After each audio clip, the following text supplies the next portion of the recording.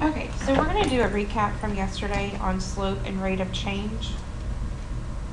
In yesterday's notes, we noted that a unit rate is a ratio often used to compare different quantities.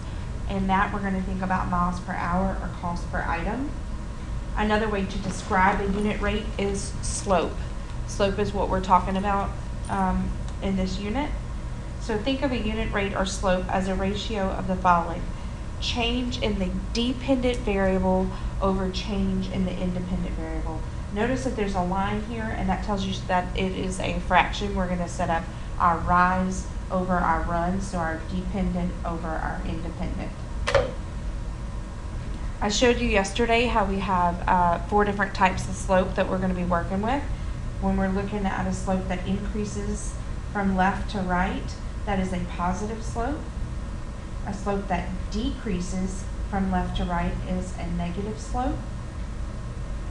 We have a zero slope, which is a horizontal line, and an undefined slope, which is undefined. Also, yesterday I told you about the skier, and I'll do a quick demo of that real quick.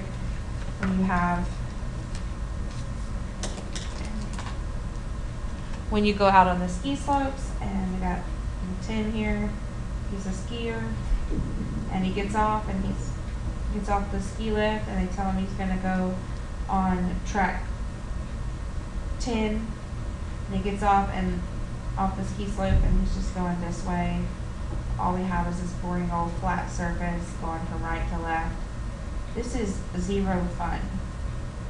Okay? Keyword there is zero, and that is a zero slope.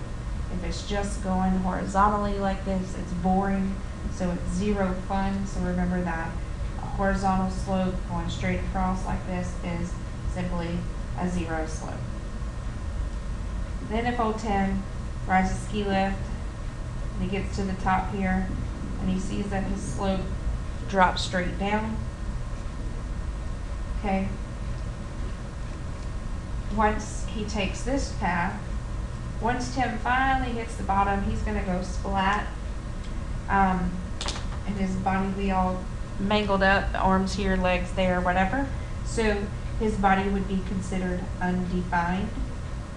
I know it's kind of morbid, but it's just a way to remember it. Anyways, so a slope going vertically up and down is going to be an undefined slope. Once you hit the bottom of that slope down here, your body will be undefined. So it's just an easy way to remember zero slope and an undefined slope. Okay, so always remember about your skier. And then we talked about yesterday. We looked at line A. It's going like this. So zero fun. It's a zero slope. Line B is moving from left to right. It's going downwards, so that would be a negative slope. Line C, straight up and down, is undefined. And line D, moving from left to right, is going to be a positive slope. Okay. Also, when you see undefined, you have a U and a D there. That could stand for up and down. It's just another way to remember it. On to today's notes.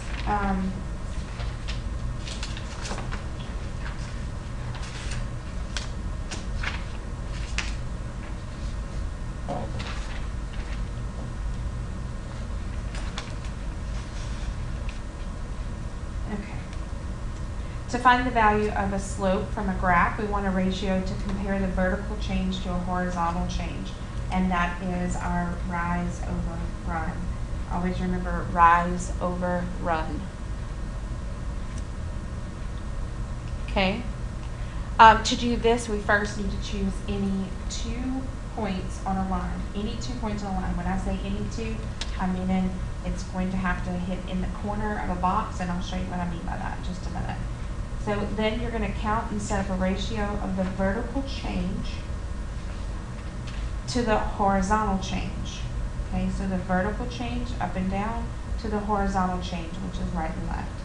So always simplify your ratio when possible, and remember to check your signs. Okay. All right, so the steps to finding the slope of the graph. Let me zoom in a little bit here.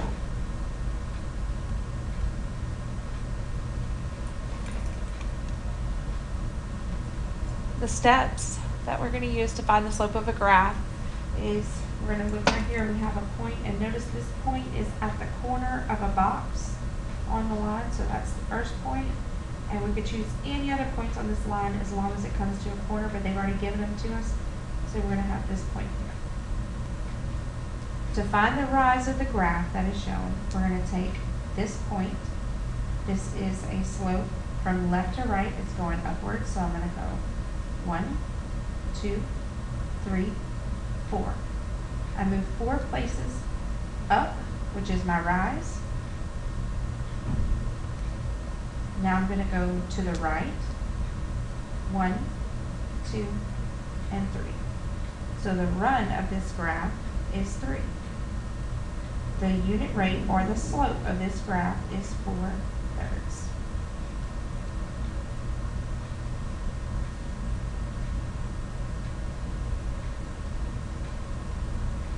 Okay.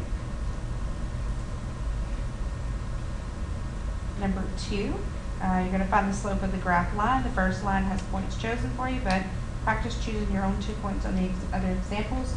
For this video's sake, I will give you the points. So let's start with this one. We have a point here and a point here.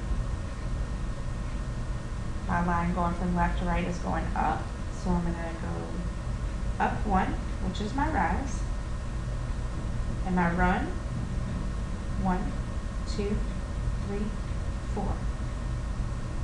1/4. My rise over run is 1/4.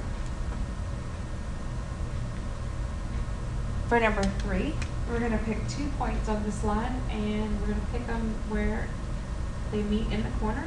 So I'm going to go with this one, and I'll just go with this one here. Okay. My arrow is pointing down, so from left to right, this is going downwards, so we're going to go down to meet this point. So for my rise can go up or down. So since I'm going down, it's going to be a negative number. So we're going to go 1, 2 to meet this line here. So that's -2. And then I'm going to go this way from here. 1, 2, 3, and 4. Okay, I went to the right, so that's positive, so I have -2/4. Now in our notes, up at the top, it says always simplify your ratio when possible. We need to simplify that. -2/4 is equal to -1/2.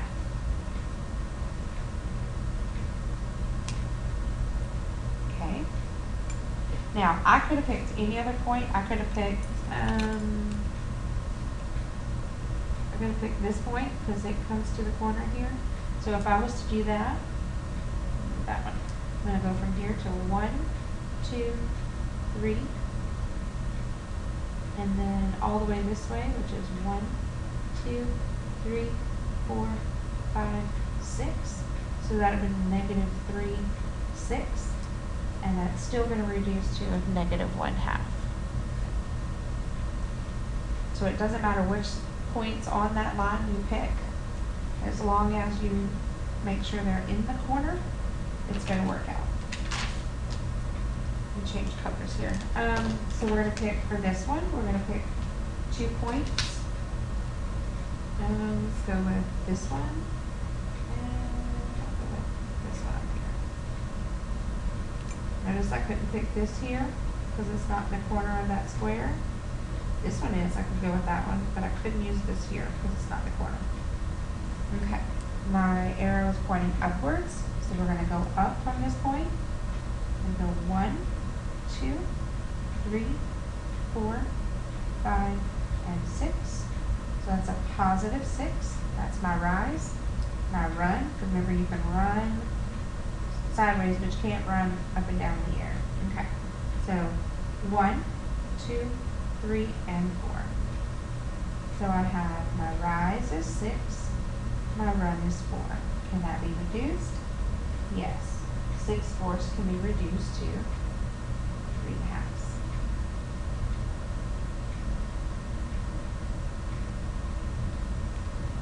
At any point in these videos, if you're confused or you need to take a second, always just pause it and then pick it back up when you're ready. Number 5. Again, I'm going to pick 2 points on this graph. Let's go with this one and this one. Okay, going from left to right, I'm going to have to go up to meet this point. So I'm going to go 1, 2, 3, 4. 4 times up for my rise.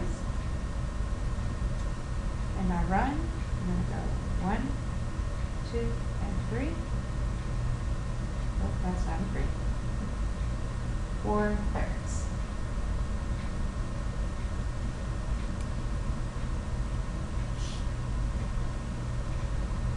Okay, now we learned that slope going straight up and down, such as this one here, that is simply an undefined slope. There's no work that needs to be done there to find any points. And my last example here from the notes, I'm going to pick 2 points again. So I'm going to go with this one here, and I'll go with this one. From left to right, I'm going to go down and over. So 1, 2, 3. So that's -3. I'm going to go over this way. 1, 2, 3. Positive 3. So we have -3 over 3. That can be reduced to -1.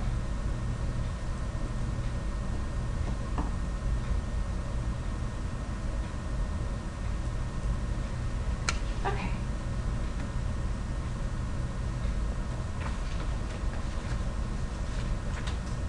Next, homework.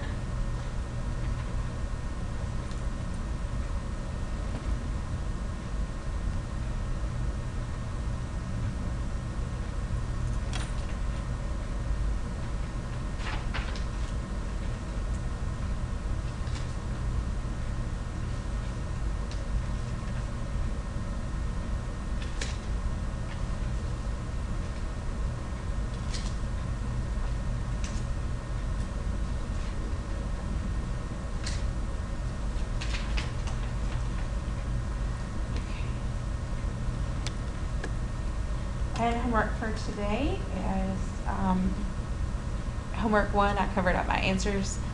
Slope and rate of change. You have to talk about what the vertical change on a graph is and determine what answer belongs there from each one of these. And then at the bottom, in the bottom section, it gives you what each one of these lines, they're numbered for you. So you're going to look at this one, like number 1. Number 1 is straight up and down. So that is simply an undefined slope. So for that answer, all you would have to do is write undefined. Okay. Number 2, you're going to take your points. They're already really given to you. You can take the 2 points that are marked on here. And from left to right, mark them and move across and get your answer. And you're going to do that for all of these. Really, this should only take you just a few minutes to complete this homework. And that's all that I have for you today. If you have any questions, just let me know. Thanks.